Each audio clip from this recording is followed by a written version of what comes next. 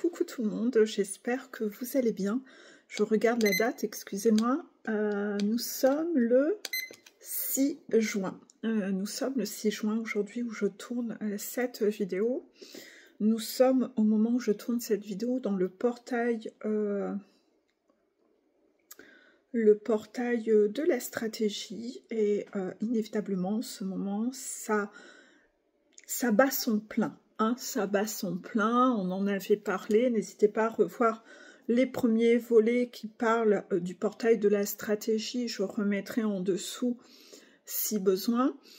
Nous avions vu que vous deviez lâcher vos stratégies contrôlantes, le contrôle de la blessure de trahison, car cela soit trahit quelqu'un en face de vous, soit vous vous trahissez vous-même.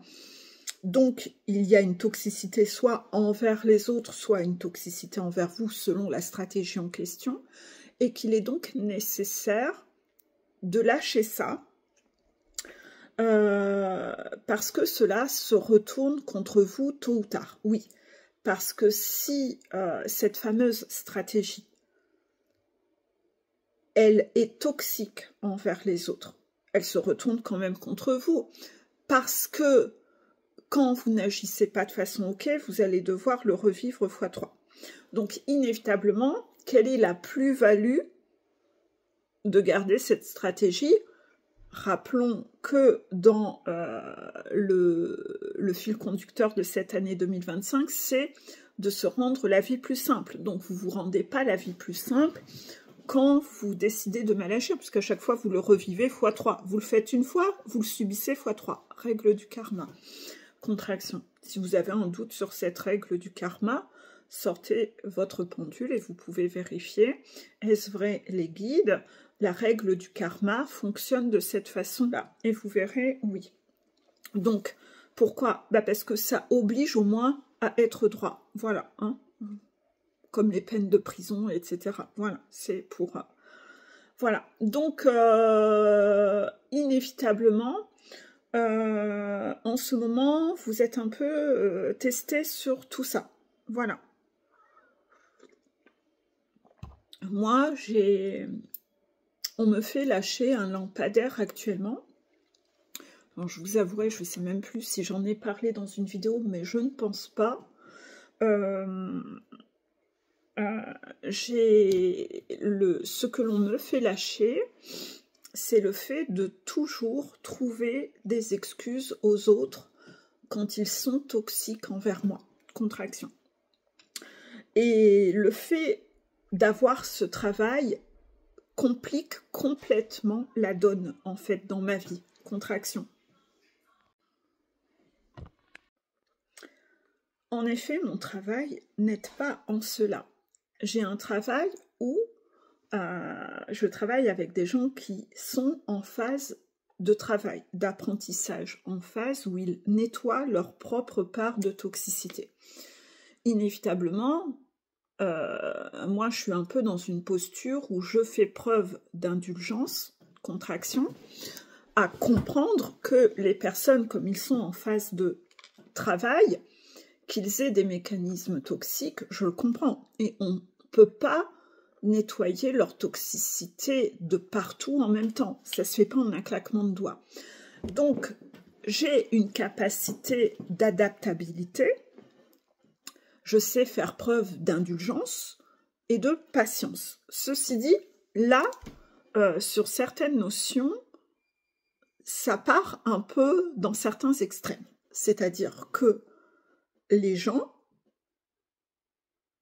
profitent un peu de ça et de cette patience pour continuer à être toxiques envers moi, et ça les arrange bien de ne pas s'arranger parce qu'ils continuent à en tirer un profit.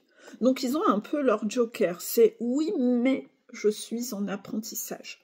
Donc en fait, là aussi le travail doit être aussi à sa juste place, c'est que c'est bien beau au niveau de mon métier, que j'ai ces capacités-là, mais il ne faut quand même pas non plus abuser. Et il y a des gens qui adorent abuser de tout. vous leur donnez ça, ils prennent ça. C'est des gros envahisseurs, c'est des vampires énergétiques. Donnez, donnez, donnez. Vous voyez, c'est toujours ça. On en revient toujours au même fonctionnement. Inévitablement, vous devez avoir 2 écoutes à cette vidéo. La première écoute de m'écouter moi, comprendre ce que je vis, savoir aussi comprendre que je reste un être humain, qu'il n'y a pas que JPEG et que derrière JPEG, il y a un être humain qui s'appelle Peggy. Et qu'il doit quand même y avoir une notion de respect envers l'être humain. Vous-même, au travail, c'est ce que vous revendiquez, qu'on vous considère quand même accessoirement comme un être humain. Mais si vous-même, vous ne le faites pas avec les autres, pourquoi devriez-vous l'avoir? Eh bien ça, vous faites plein de choses toxiques. C'est votre stratégie. Vous êtes très stratège. Et dans votre rigidité, vous vous positionnez toujours en victime que quand c'est vous qui le subissez, vous trouvez ça injuste. Mais pourtant, vous ne voyez pas votre propre part de responsabilité que vous-même, vous le faites à longueur de journée avec les autres. Les rigides fonctionnent comme ça. Je vous ai déjà expliqué que j'entends régulièrement ma mère se plaindre parce que le boulanger, il ose fermer sa boulangerie le mercredi et profiter de ses enfants. Mais par contre, elle critique ceux qui travaillent trop et passent pas assez de temps avec leurs enfants. Oui, voilà. Donc en fait, quoi qu'on fasse, il y a des gens qui critiquent toujours. Pourquoi? Parce que là, avec le boulanger, elle respecte plus ses valeurs. Non, elle veut son pain le mercredi. Donc dès qu'il y a un truc de « je n'ai pas ce que je veux », là je me déconnecte de mon humanité, je ne suis pas alignée sur mes valeurs, je suis en contradiction. Et ça, vous le faites aussi avec moi. Mais pas qu'avec moi, vous le faites avec tout le monde. Je ne le prends pas à titre personnel. Non, je ne le prends pas à titre personnel. Les guides viennent de faire une contraction pour confirmer. Ils savent que je ne le prends pas à titre personnel. Mais c'est pas pour une raison, c'est pas une raison, pardon, pour ne pas vous recadrer et vous dire « Non mais oh, tu vas arrêter ton cinoche ». Ça commence à bien faire. Pourquoi? Parce que tant qu'on fait preuve de patience avec vous, en fait, vous avez une sorte de zone de confort où il n'y a jamais ce bouton d'humanité qui s'enclenche en vous. Si on ne vous rentre pas dans l'art, vous continuez à être toxique, c'est confortable. Mais qui êtes-vous quand vous n'avez pas l'information? C'est-à-dire que moi, je sais déjà depuis un moment que vous fonctionnez comme ça. Je le savais à petite dose. Je vais vous expliquer un peu après comment ça s'est passé. Mais moi, je pensais que vous fonctionniez comme moi. C'est que vous aviez une connexion au cœur envers les autres. C'est-à-dire que vous alliez avoir une forme de culpabilité, vous alliez vous corriger. Non! Non, il n'y a pas ce bouton qui s'enclenche d'humanité. Ah non, non, non, non, non, non. Il n'y en a que pour votre tronche. Vous, votre cœur, il est branché que envers vous. Alors, je ne mets pas tout le monde dans le même sac, hein, mais là, je parle des persécuteurs et des fléchettistes. Inévitablement, ces fléchettistes, ils vont devoir faire attention. C'est que, inévitablement, ça leur vient dans la figure. Hein. C'est logique, c'est normal. Donc là, vous allez devoir faire un peu attention à tout ça. C'est pas parce que vous êtes en face de quelqu'un qui a une capacité à la compassion, qui a une capacité à la patience, qu'à chaque fois, vous devez abuser de ces personnes-là. Parce qu'à chaque fois, ces personnes-là, vous ne les priorisez jamais. Elles passent toujours après tout, parce que vous allez aller donner toute votre énergie aux persécuteurs qui vous persécutent vous, les grandes gueules, les gens qui râlent tout le temps, les gens qui disent donner, donner, donner, et ceux qui râlent jamais, vous les faites toujours passer après les autres.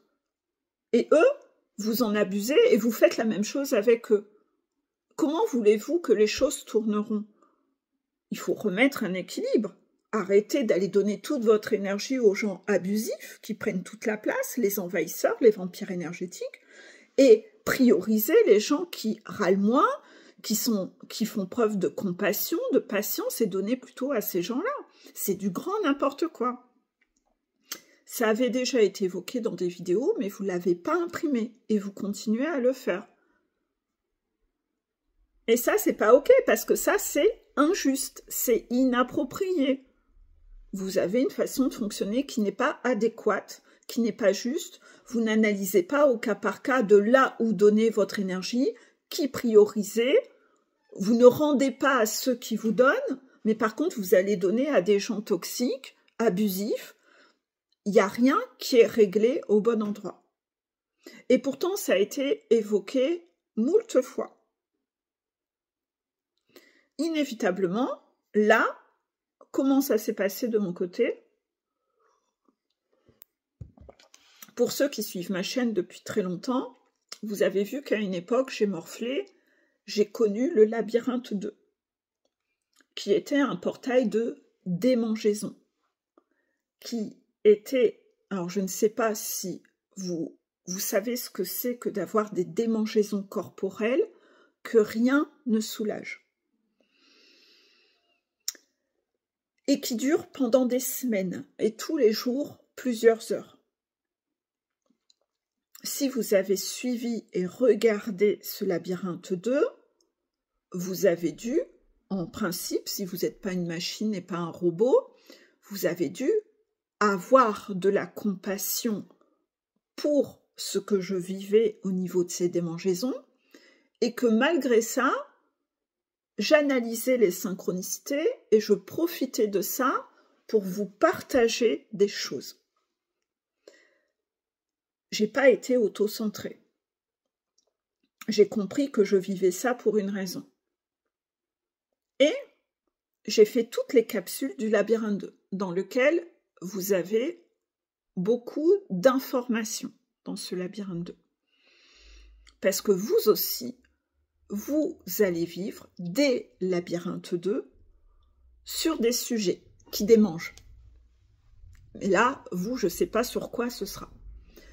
Quand j'ai vécu ce labyrinthe 2, cela m'a fait développer un self-control de malade, un self-control intérieur, puisque rien ne soulageait. Donc j'étais bien obligée d'aller chercher ma force intérieure. Quelqu'un qui va arrêter le tabac, c'est un peu ça. C'est un labyrinthe 2. C'est exactement la même chose. Il va devoir aller chercher sa force intérieure.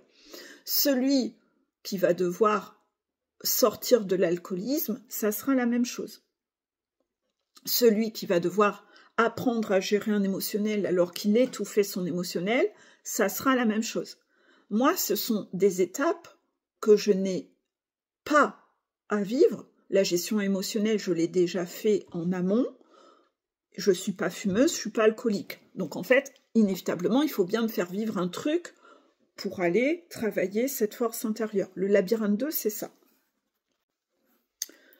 Et quand le labyrinthe 2 a été terminé, c'est enclenché tout de suite quelque chose où j'ai su pourquoi ce labyrinthe 2 était utile. Donc n'hésitez pas à aller revoir toute la playlist du labyrinthe 2, en les prenant dans l'ordre, les capsules. Notez-le vous, en plus c'est des capsules courtes, vous pouvez en regarder genre une petite par jour ou deux, hein, voilà. Ou tous les 2 jours, pas 2 par jour, hein, j'imagine ça va être lourd, 2 par jour. Non mais vous pouvez genre regarder une tous les jours ou une tous les 2 jours, voilà. Qu'est-ce qui s'est passé quand ça s'est arrêté? Illico, j'ai monté un grade dans mes capacités énergétiques. C'est-à-dire que j'ai commencé à ressentir l'énergie du collectif. Et l'énergie du collectif, elle n'était vraiment pas agréable, puisque c'est ce que moi j'ai dépassé, c'est tout ce qui vibre pas en moi, et dans ce collectif, il y a l'énergie de la toxicité, de ce qui n'a pas été nettoyé. Donc, cohabiter avec de la toxicité pendant des heures, une énergie qui n'est pas la mienne, pour savoir quels sont les axes à vous faire travailler, c'était pas très agréable. le fait d'avoir eu le portail des mangeaisons avant m'a permis de mieux savoir appréhender ça, mieux savoir le vivre, mieux savoir cohabiter avec ce truc pas du tout agréable, et je l'ai mieux vécu, puisque j'avais déjà développé une force intérieure. Ensuite, ça ne s'est pas arrêté là. Ça n'a fait, depuis ce labyrinthe 2, ça n'a fait qu'aller crescendo. C'est-à-dire que on vous bouscule dans les portails, donc l'énergie du collectif qui est malmenée pour nettoyer la toxicité est montée crescendo.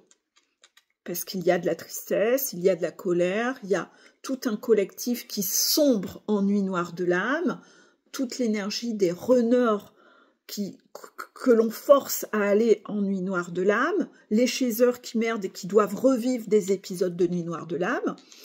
Cette énergie est montée crescendo pour lâcher ce qui refuse d'être lâché. Donc, ma cohabitation avec ce truc ne cessait d'augmenter. Donc, inévitablement, moi, j'ai dû monter en cadence au niveau de ma force intérieure pour cohabiter avec ça. Et avec ça, on m'a mis à côté tout un marathon de défis en plus pour moi. Donc, inévitablement, ça m'a grave fait monter en puissance. D'accord? Donc, ça n'a pas du tout été de tout repos parce que ce labyrinthe 2, je crois qu'il date de septembre, et ça n'a fait que monter crescendo, crescendo, crescendo, mais des trucs... Enfin, ça a été un rythme de malade hein, pour moi. Aurélie disait dans un commentaire ne l'enviez pas parce qu'elle vit au moins 20 défis par jour. Ah oui, mais tous les jours, sans répit, tous les jours. Si vous voyez que je suis fatiguée, moi je trouve que j'ai une mine désastreuse, malgré le maquillage. J'ai les traits tirés, je vois mes cernes, j'ai une mine désastreuse, oui. Intérieurement ça va, les guides le voient, mais mon corps est fatigué. Oui, un tel marathon. J'espère que là, ça va se calmer. Ils disent toujours ça, mais bon. Et que je vais savoir, voilà, que mon corps va pouvoir se reposer. D'accord? Donc, j'essaye d'avoir une très bonne hygiène de vie actuellement, au niveau alimentaire, eau, boire beaucoup d'eau, pour... d'accord, me régénérer mon corps, parce que moi, intérieurement, je me sens bien, mais mon corps, je vois qu'il est fatigué. D'accord?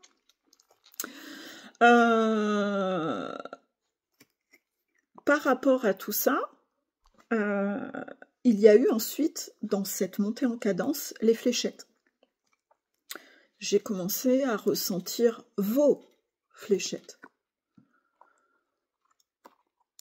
Vos fléchettes, c'est vos jugements. Tout le temps. Tout le temps.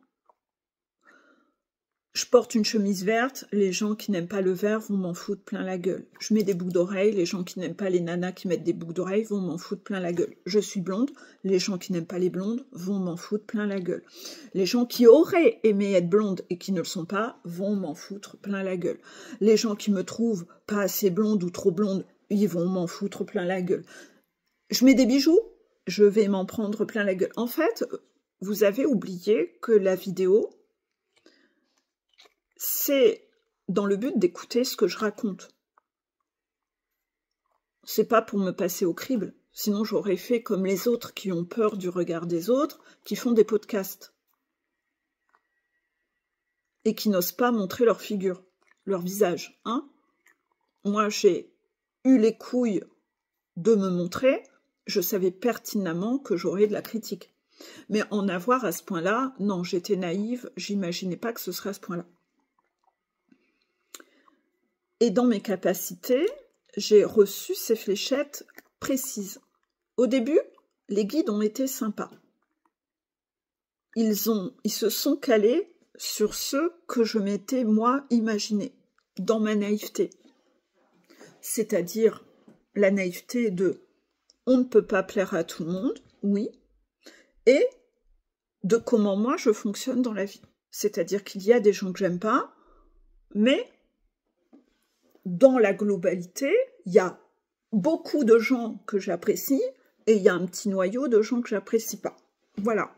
Donc, crédule et naïve comme je suis, je me suis dit, il va y avoir beaucoup de gens qui vont m'apprécier, puis il y aura un petit noyau qui pètera les couilles, parce que c'est normal, on ne peut pas plaire à tout le monde. Donc au début, ils se sont positionnés là-dessus, sur ce que je m'étais préparée, à ce que j'étais prête à encaisser. Vu mon hypersensibilité, ce que j'ai connu dans les vies antérieures, etc. J'ai beaucoup souffert de la méchanceté gratuite, de la persécution. J'ai été... On raconte pas, d'accord, on raconte pas. Ça, je le raconte qu'à quelques personnes en coaching, voilà. Donc, je raconte pas. Je raconte pas ce vécu.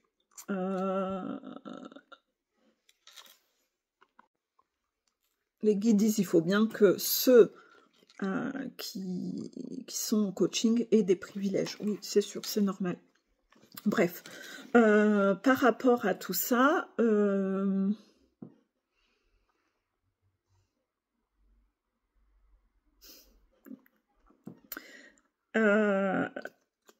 ok.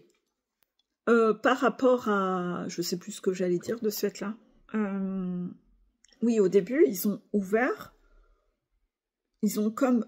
C'est comme si, en fait, au début, on m'a mis un bouclier autour de moi. Et puis, c'est comme si on avait un peu ouvert le bouclier. Donc, je recevais une fléchette par-ci, une fléchette par-là. C'était totalement gérable. Mais plus je montais en cadence, plus on augmentait la difficulté. Allez, on ouvre un peu plus le portail. Donc si on ouvre un peu plus le portail, je reçois un peu plus de fléchettes. Et ils ont augmenté la cadence progressivement. Et là, dernièrement, ce qui s'est passé, c'est qu'on m'a retiré l'intégralité du bouclier. Et là, oh la claque, oh la claque, oh la claque. Ah, mais j'imaginais pas autant de violence chez vous. Ah, mais la violence. Mais ouais. Mon Dieu, j'imaginais pas que vous étiez à ce point violent. Inévitablement, alors là j'étais pas massacrée, hein, massacrée. Ah là, allez hop, tiens, démerde-toi, et à toi d'exister seul face à la nuit. Vous savez cette chanson de Enrique Iglesias et Nadia que je vous avais mis en chanson de la semaine. À toi d'exister seul face à la nuit. Bah ça a été ça. Allez, tiens, comment tu vas te défendre face à ça? Ah bah au début, bah tu sais pas. T'es comme ça au milieu d'un champ, les bras écartés, tu te prends toutes les fléchettes. Et là, tu te dis, mais c'est un délire, Mais mon Dieu, que l'être humain est toxique. Oh, à la claque, à la claque. Ah, c'est sûr que... Waouh. Alors là, vous devez vous demander, bah, qu'est-ce que j'ai vu?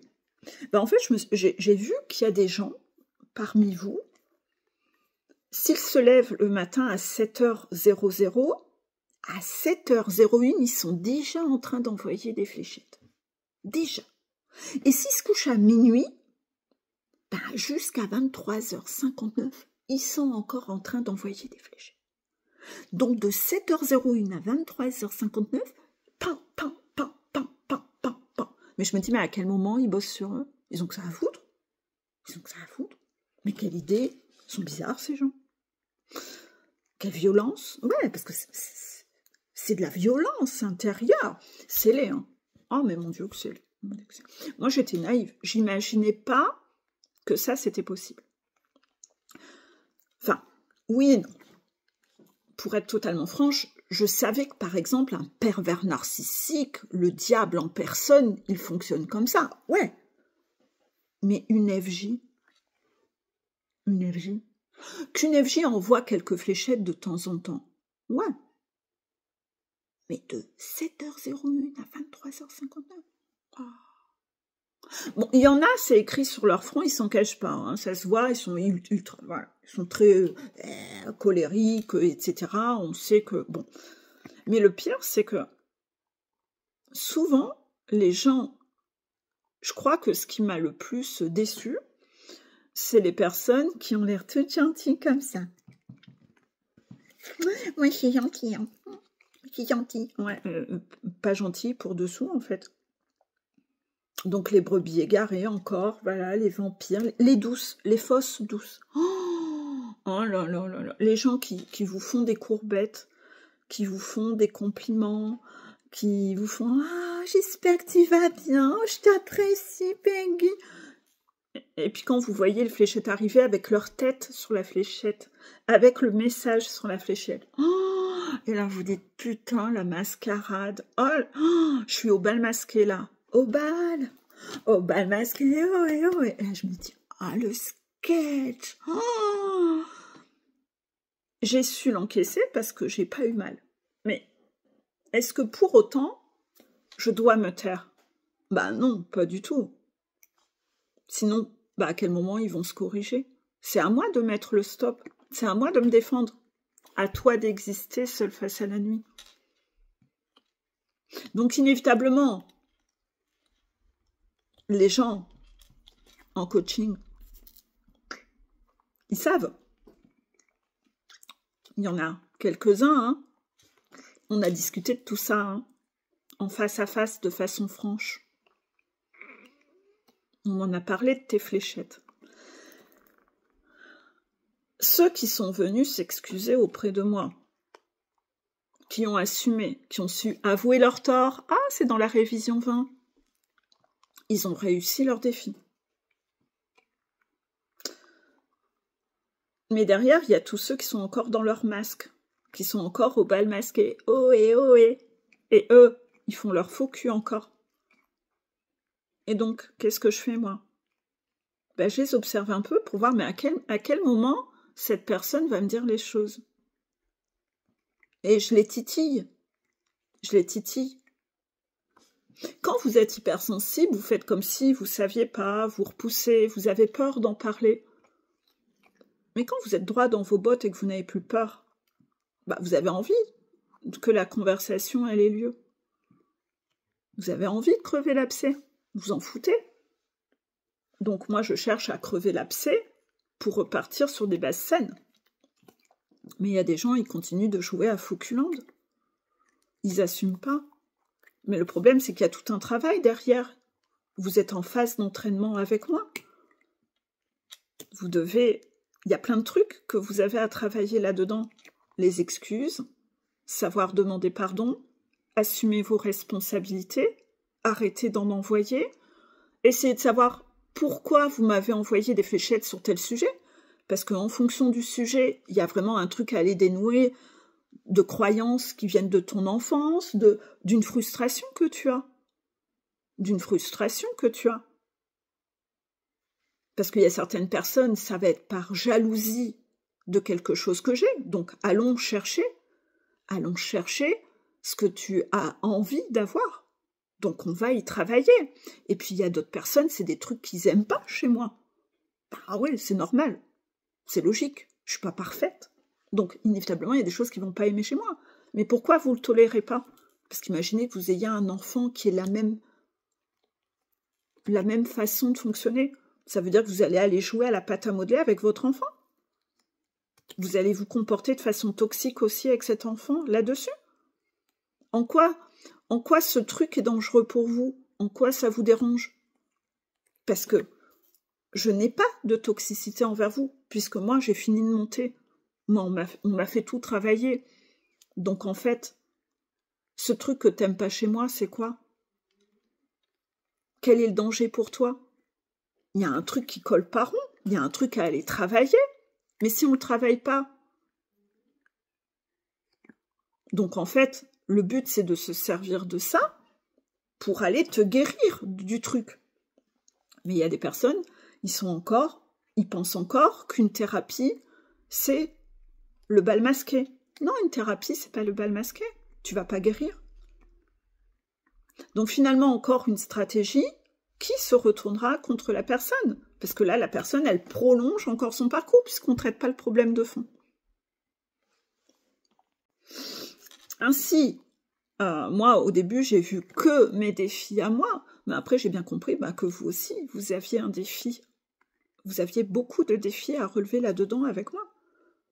Et il y en a qui ont réussi, d'autres qui ont réussi en partie parce qu'ils n'ont pas été totalement honnêtes. Et puis il y en a, ils n'ont rien réussi du tout. Hein. C'est bal masqué, ils ont la passionnite du bal masqué. Hein. Ils sont encore à Fauculand. Hein. Donc voilà. Mais moi, je les titille, puisque j'ai pas peur. Donc en fait, il y a un peu ça qui a été travaillé dernièrement. Voilà. Inévitablement, c'est quoi le danger de ça? C'est que ce que vous faites avec moi, alors que pourtant, vous dites m'apprécier. Vous imaginez avec vos enfants, puis le jour où vous allez être en couple, que ce soit avec votre jumeau ou n'importe qui, en haut, ils trouvent que vous avez une façon d'apprécier et d'aimer qui est extrêmement toxique. Ça met en lumière plein de choses qui sont pas OK.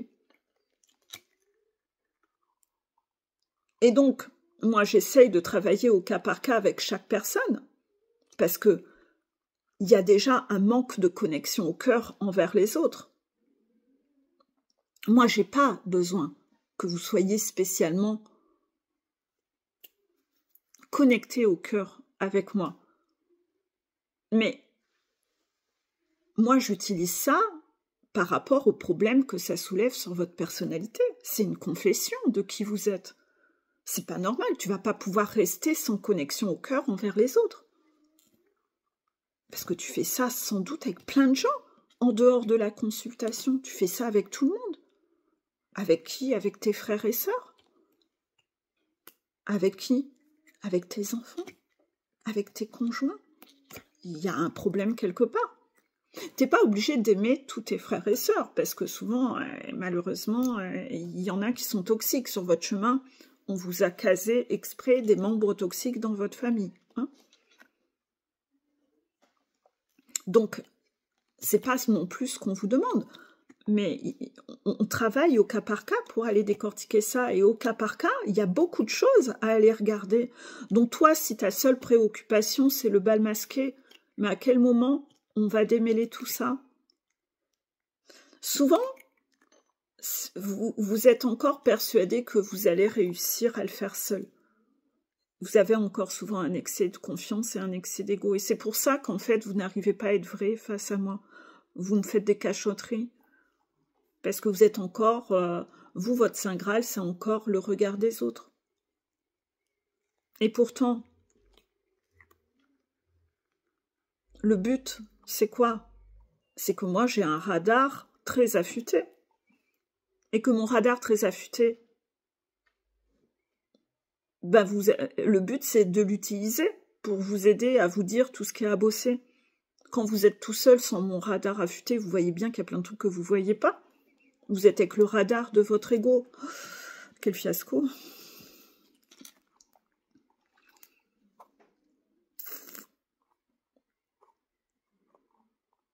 Donc en ce moment, on travaille beaucoup tout ce qui est stratégie contrôlante qui entraîne de la persécution, qui est due à la paranoïa. Cette semaine, j'ai beaucoup communiqué dans mes stories sur la paranoïa. D'accord? Donc la paranoïa, elle est un peu trop dans notre génération édulcorée, parce que c'est comme ça qu'on a été programmé par nos parents, qui, dans les générations au-dessus de nous, parents et grands-parents, on a un peu édulcoré la paranoïa comme étant de la protection de la méfiance. Il faut te méfier dans la vie, il faut ci, il faut ça. Ouais, enfin, il y en a certains qui sont partis dans un extrême de persécution et de partir dans une paranoïa excessive sous prétexte que c'est de la méfiance. Ok, moi je sais j'ai été peut-être la greluche par excellence. Vous voyez, j'ai une contraction dessus. À une époque de ma vie, j'ai tellement été naïve et j'ai traîné mes boulets de prisonnier de naïveté les 3/4 de ma vie. Mais c'était un mécanisme de fuite, de protection, je pense.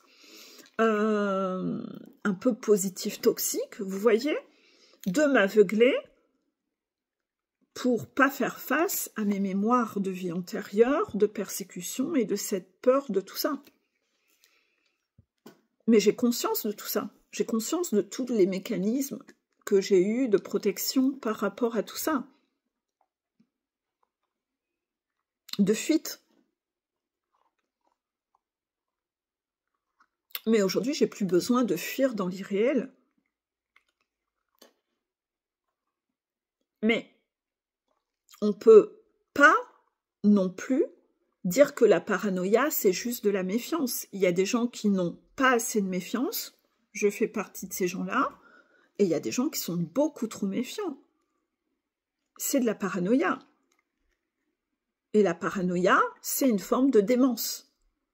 Puisqu'on invente des choses et on prend ces choses qu'on a inventées comme une réalité. Et à partir de là, on va faire courir une rumeur. Et rumeur auprès des gens ou rumeur là-dedans avec votre serpent auprès de vos guides ou n'importe quoi. Et vous allez commencer à mal agir. Basé sur quoi? Rien. Quelque chose que vous avez inventé. Et vous allez persécuter alors qu'il ne s'est rien passé. Vous avez juste inventé. C'est de la démence. Contraction. Donc on ne peut pas mettre des jolis mots comme méfiance alors que c'est de la démence. Inévitablement, moi, j'ai côtoyé des gens comme ça quand j'étais gamine. Inévitablement, je n'avais pas du tout envie de ressembler à ça. Et c'est sûrement une protection ou une énergie de fuite que j'ai choisi de partir à être plus positif que ça, parce que ça, je trouvais ça laid. Et les gens tyranniques, paranoïaques, persécuteurs, moi, j'aime pas. J'ai jamais aimé. C'est insupportable de vivre à leur côté. Donc, inévitablement, moi, j'ai voulu partir. La naïveté, c'était très bien pour moi. C'était très bien. Mais je suis partie, moi, dans un extrême. Je suis partie, moi, dans un extrême, oui. Donc, inévitablement, je me suis fait bouffer tout cru les 3/4 de ma vie. Mais à choisir entre être un gros méchant qui, soi-disant, se méfie, ou être naïve et être gentille, bah, je préfère être encore naïve et gentille. Hein. Parce que, ok, j'ai peut-être ma souffrance de subir, mais au moins, je peux me regarder dans le miroir. Parce que la persécution l'aide... Oh, parce que là, vous perdez toutes vos valeurs, toute estime en vous, vous perdez tout en fait. Vous perdez votre paix intérieure. Et c'est déjà trop cher. Et moi, j'ai fait ce choix-là. C'est pas le meilleur choix non plus, hein, puisque vous faites bouffer tout cru. Inévitablement, sur mon profil, j'essaye de partager tout ce qui permet d'être sa propre protection, puisque moi, je ne l'ai pas été. De savoir détecter c'est quoi la toxicité, de réapprendre à être choqué, d'arrêter de trouver des excuses à tout le monde, comme moi je l'ai fait. Le problème, c'est que parmi vous, il y a beaucoup de persécuteurs cachés derrière un masque de « je suis gentil, je suis une petite bichette ». Et donc, en fait, vous êtes bien content d'utiliser mes articles pour trouver une excuse pour persécuter encore plus. Donc là, il va vraiment falloir faire très attention et aux persécuteurs, aux gens qui ont de l'excès de confiance, parce que parfois vous utilisez ma propre histoire, mon propre parcours, ma propre identité, vous la prenez sur vous, genre vous avez la même identité, mais vous êtes tout le contraire de moi. Vous êtes tout le contraire de moi, donc vous m'utilisez comme ça vous arrange, et puis après vous m'utilisez comme punching ball, quand ça va pas dans votre sens, là vous m'utilisez, en fait vous m'utilisez, vous me chosifiez du matin au soir. Mais en mode sans respect. Sans respect. Et ça, c'est pas ok, en fait, parce qu'accessoirement, je reste quand même un être humain. Je suis pas un objet, je suis pas un bibelot non plus.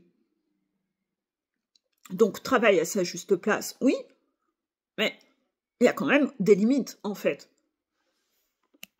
Et à côté de ça, vous n'avez aucune connexion au cœur. C'est-à-dire que certains d'entre vous aimeraient que je me taise. Pourquoi? Parce que c'est inconfortable d'entendre leur tort. Donc vous aimeriez que j'arrête de dénoncer ça en story. Vous aimeriez que, dans mes articles, vous aimeriez que j'arrête de dénoncer ce que vous faites. Bah ouais, c'est inconfortable pour vous. Vous aimeriez que je subisse sans mot dire. Ça serait beaucoup plus confortable pour vous. Et donc, vous allez vous dire, oui, mais c'est normal. Toi, tu fais des vidéos, tu le savais. Non, mais moi, j'avais pas envie. Hein.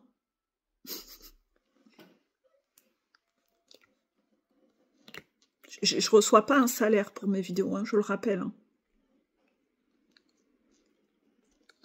Parce que sinon, on en viendra à faire des vidéos sur une plateforme payante. Hein, et vous serez obligé d'aller payer pour les regarder, les vidéos. Arrêtez de croire que tout vous est dû, en fait. Hein. Arrêtez de vous servir des gens, en fait. Hein. À côté de ça, il y a également le fait que vous dites « Ouais, mais toi, t'as fini de monter la montagne, donc c'est pas grave. » Ah ouais, d'accord, donc vous avez le droit de manquer de respect à tout le monde. D'accord. Ça vous arrange bien, en fait. Après, il y a le ouais, mais toi, t'es thérapeute, donc c'est normal, le boulot veut ça. » Ah ouais, d'accord. Donc en fait, le coiffeur, quand vous allez vous faire couper les cheveux, elle, comme son métier, c'est d'être coiffeur, vous avez le droit d'être un enfoiré avec la coiffeuse. Ou de venir vous faire couper les cheveux et de pas payer. Vous avez le droit de pas respecter, parce que c'est son métier. D'accord, et toi, tu fais quoi comme boulot? Tu fais quoi comme boulot? Moi, je veux bien être ton client pour voir un peu et faire la même chose en retour. Et puis je dirais, ouais, mais c'est ton métier, hein, donc c'est normal hein, de pas te respecter. Hein. Non. Il y a quelque chose... Vous avez des valeurs qui sont laides. Vos valeurs sont laides. Et vous n'en êtes pas choqué. Ben moi, je suis choquée de ça. Parce que je suis tellement pas comme ça intérieurement que moi, ça me choque, en fait. Votre façon de fonctionner, elle me choque. Je me dis, c'est pas beau, mais quelle horreur. Donc, inévitablement, vos fléchettes, ça me permet de dénoncer plein de choses que je soupçonne pas. Il y a une utilité à ces fléchettes, c'est que je peux dénoncer à chaque fois toutes les thématiques et la laideur derrière ça. Inévitablement, en fonction de la fléchette que je dénonce, à chaque fois, il y a un collectif qui est concerné. Alors, si vous êtes une Tati Daniel qui est concernée par toutes les fléchettes, c'est sûr que pour vous, c'est inconfortable tous les jours.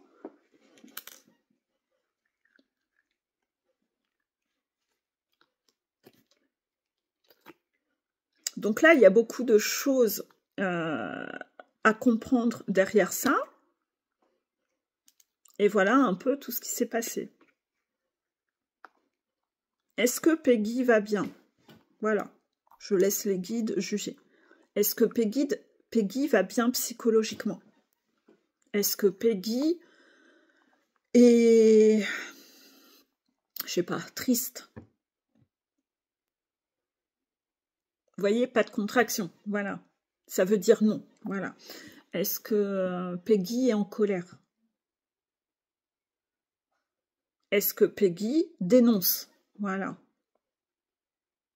C'est pas parce que je suis pas en colère et que je suis pas en souffrance que je dois pas dénoncer, que je dois pas être choquée. Est-ce que Peggy est choquée? Oui, bien sûr, j'hallucine, moi, j'hallucine. Mais on peut halluciner sans être en colère ou triste. Par contre, c'est laid. Bah oui, bien sûr. Donc je vais pas porter un masque et dire « Oh, c'est beau » et faire des fioritures et des courbettes. C'est vous qui aimez les courbettes. Moi, j'aime pas ça. Donc pourquoi je devrais jouer le rôle que vous avez envie que je joue? Vous voudriez que je fasse Fauculande? Bah ouais, ça vous intéresserait bien. Mais moi, j'ai eu mes diplômes d'authenticité. Donc moi, ça va bien. Moi, ça va bien. Intérieurement, moi, je vais bien. Mais je pose des limites avec vous en ce moment. Bah ouais, je suis en train de dénoncer tout ce que vous faites. Je vais pas dénoncer en disant « Oh, petite bichette et petite caresse !» Mais moi, une fois que j'ai fini ma vidéo, moi, je suis de bonne humeur. Hein. C'est sûr que quand je vous fais une diapo pour dénoncer, c'est sûr que je vais pas le faire avec... Ouais, non. Attendez pas de moi. Ça, c'est vous, hein, mais ça, c'est pas moi. Hein. Moi, peut-être dans 2 secondes, je suis en train de danser et chanter à tue-tête. Hein. Ça me perturbe pas dans ma vie. Hein. J'ai sans doute été comme ça dans mes vies antérieures. Voilà, les guides le confirment. Mais pas dans celle-ci. C'est bon, j'ai guéri. J'ai passé le cap. Non, ça ne change rien à ma vie en dehors. Hein. Moi, je suis de bonne humeur dans ma vie. Mais comme là, ça vous concerne inévitablement, vous me voyez, bah, c'est avec vous, je suis en train de traiter le problème. Je suis en train d'exister seule face à la nuit, mais la nuit, c'est vous. Bon, je sais pas, mais je me sentirais pas spécialement glorifiée de savoir que vous êtes la nuit. Ouais, bien sûr, je ne mets pas tout le monde dans le même sac. Hein. Je parle aux fléchettistes, hein, donc ceux qui n'ont pas envoyé de fléchettes, c'est pas grave, vous prenez un cours de comment on recadre les gens si vous en rencontrez dans votre vie. Voilà. Moi, je suis en train de traiter mon problème, je suis en train de relever mon défi. Je dénonce. Mais je vais bien. Voilà.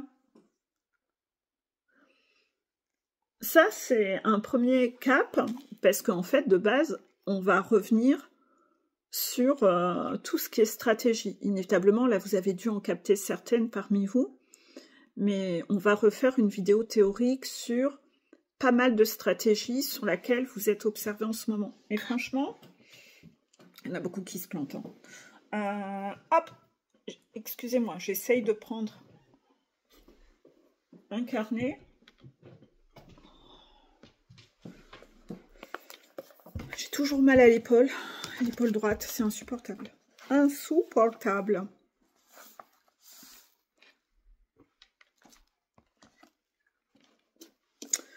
J'ouvre le cahier, vous l'avez vu, hein, en direct, j'ai ouvert. Donc, on lit le petit extrait.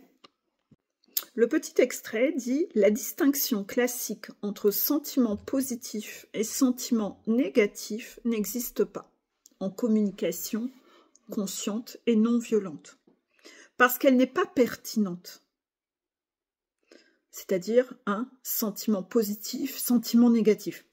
On continue de les utiliser quand même. C'est-à-dire que sentiment positif, ça va être le calme, la joie, la sérénité. Dans les sentiments négatifs, c'est ceux qu'on n'aime pas de base ressentir, c'est-à-dire la colère, la tristesse, la peur, l'anxiété. Vous voyez? La jalousie, voilà.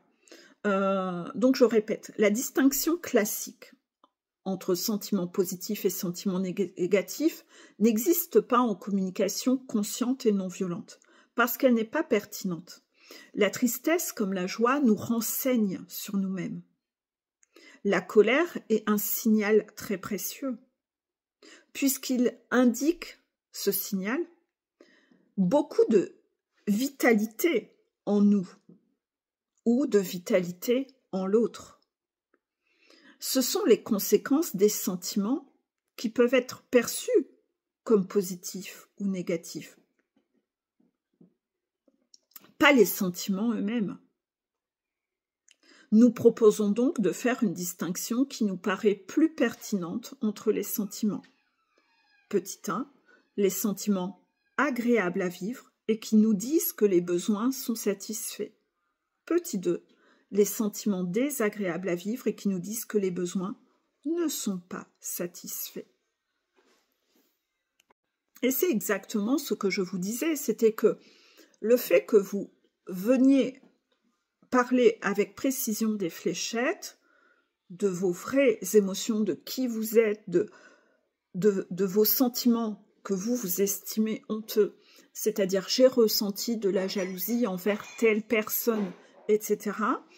Le fait de le confier, en fait, derrière, on va pouvoir décortiquer ce qui s'est passé, ce qui se passe en vous, parce qu'il y a un besoin qui n'est pas satisfait. Donc, il va falloir aller mettre en place des choses. Et toutes ces choses-là, vous n'y arrivez pas seul. Donc, ça ne sert à rien de me raconter que 10% de qui vous êtes et de garder secret 90% de qui vous êtes, puisque vous n'y arrivez pas seul. Vous êtes encore dans votre excès de confiance à croire que vous allez en sortir seul. Cet extrait est un extrait encore du livre de Thomas Dansembourg, Cessez d'être gentil, soyez vrai. On vous demande d'être vrai sur la montagne, c'est une montagne où vous devez apprendre à être vrai. On ne vous demande pas d'être le plus beau masqué au bal masqué. Vous vous méprenez encore sur l'objectif à atteindre. vous êtes encore dans un objectif de paraître. Sauf que l'objectif, c'est être. Donc en fait, inévitablement, à chaque fois, vous en plafonnez. Vous ne savez même plus être vrai 5 minutes par jour. Même 5 minutes par jour, vous n'arrivez même pas à être vrai 5 minutes par jour. Vous êtes dans un jeu de représentation du matin au soir. Vous êtes fourbe. On en revient au portail de la fourberie. Vous êtes hypocrite. On en revient au portail de l'hypocrisie. Donc tous ces trucs-là, en ce moment, il y a vraiment besoin de refaire une grosse passe dessus. Vous avez plein de mécanismes stratèges. Là-dessus, on ne vous permet pas. Mais on vous l'a déjà dit plein de fois. Cette vidéo est donc là pour réenfoncer le clou sur toutes ces notions qui ont déjà été dites, qui repassent régulièrement dans les révisions. On réenfonce là-dessus parce qu'en ce moment, c'est pas ça. Vous vous plantez dans vos défis. Voilà. Moi aussi, j'ai eu plein de défis authenticité. Mais quand je suis authentique, ça vous pète les couilles, vous aimeriez me faire taire. Non, moi je dénonce. Je dénonce l'arrière, l'envers du décor. J'arrête de vous trouver des excuses. Je dénonce ouvertement. Si vous êtes droit, vous n'avez rien à vous reprocher. Vous savez écouter ça sans inconfort. Non, ça vous est inconfortable parce que justement, vous avez quelque chose à reprocher. Soyez droit. Vous serez en paix. Vous serez cool.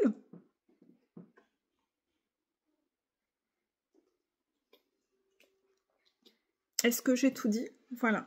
Je vous laisse travailler sur cette notion-là et puis on se dit à bientôt.